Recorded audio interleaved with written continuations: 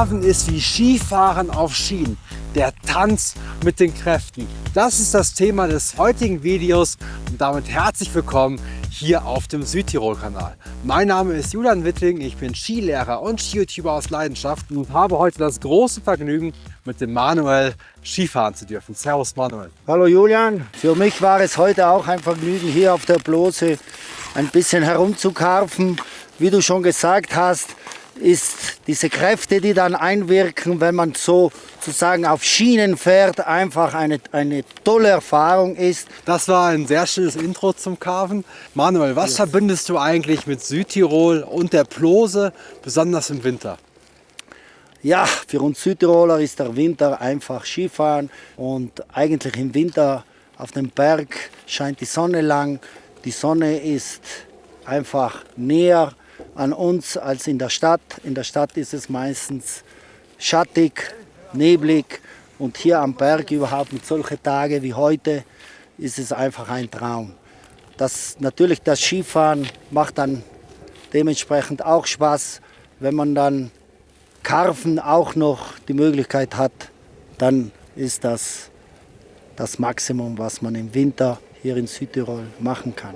Du warst ja früher mal im Weltcup, jetzt bist du Skilehrer und Skilehrerausbilder.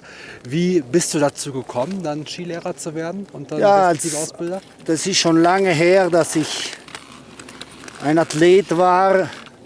Als ich dann meine Karriere in den frühen 90er Jahren beendet habe, nicht eine allzu große Karriere, aber einige Weltcuprennen habe ich auch bestritten. Dann habe ich mir gedacht, ja, wieso denn nicht? Ich war schon Skilehrer, weil Skilehrer bin ich schon zu meiner Zeit, als ich noch Rennen gefahren bin, geworden.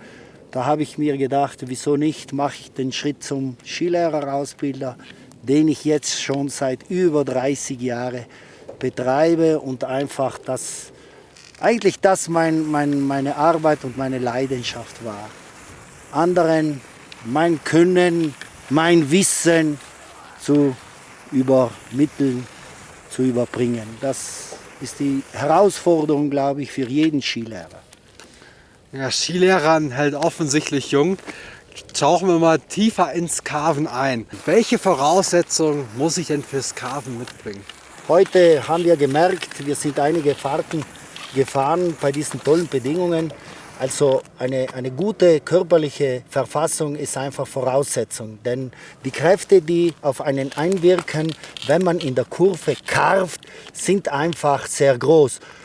Je nach Geschwindigkeit und Steilheit des Geländes. Aber eine gute Fitness müsste man schon mitbringen. Natürlich auch gute technische Voraussetzungen. Aber die Fitness ist ausschlaggebend, weil diese Kräfte, die einwirken, die überbringen wir dann den Ski, der sich dann spannt und uns einfach richtig schöne, runde, geschnittene Kurven erlaubt. Ja, ein phänomenales Gefühl, wenn der Ski dann so richtig rumzieht. Gibt es bei euch im Lehrplan eine Basisposition zum Carven?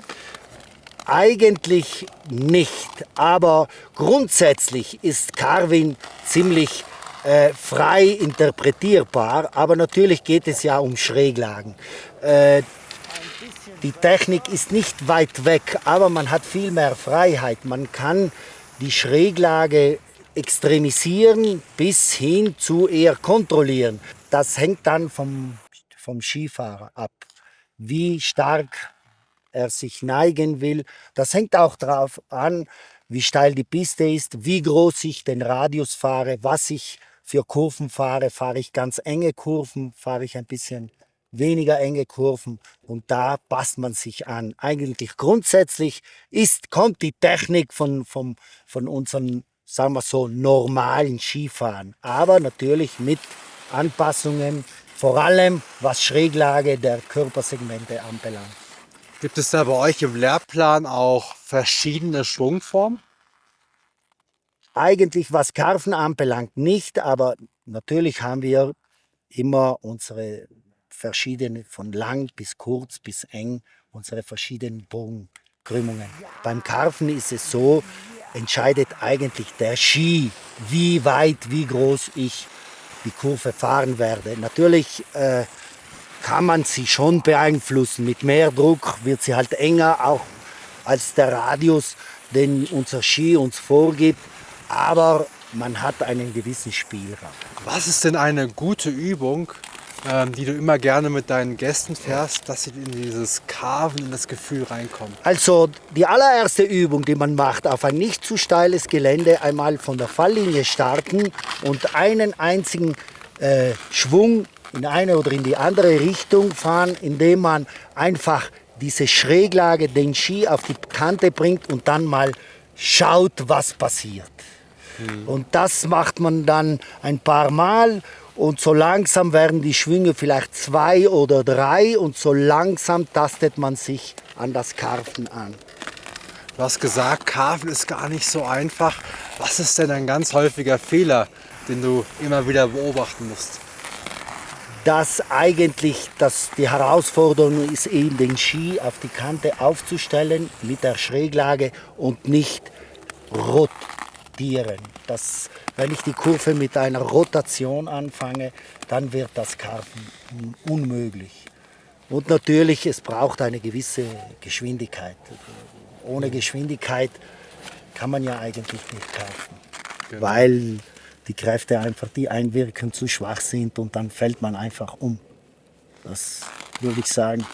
Die Geschwindigkeit ist schon wichtig und wenn jemand Angst hat und so von der Geschwindigkeit, dann wird er sich auch hart, um zu carven. Wie ist denn ein guter Carving-Schwung aufgebaut? Das ist eigentlich der Moment, wo ich von einer Kante zur anderen komme, dieser Wechsel. Da spielt sich eigentlich das Ganze ab. Wenn ich den Wechsel, weil ich muss ja von einer Kante zur anderen wechseln und dieser Wechsel ist ja eigentlich der springende Punkt beim Carving.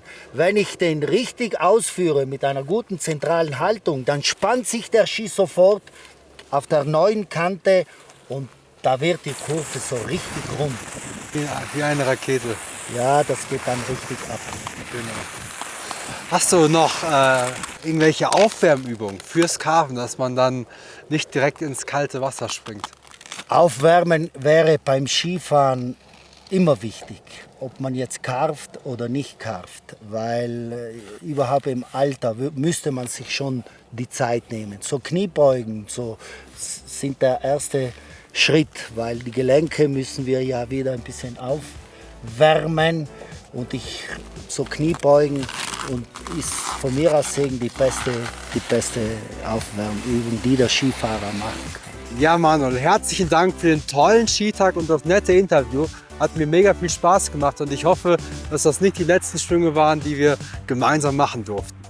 Danke dir, Julian. Es war mir ein Vergnügen, dich hier zu haben auf der Plose.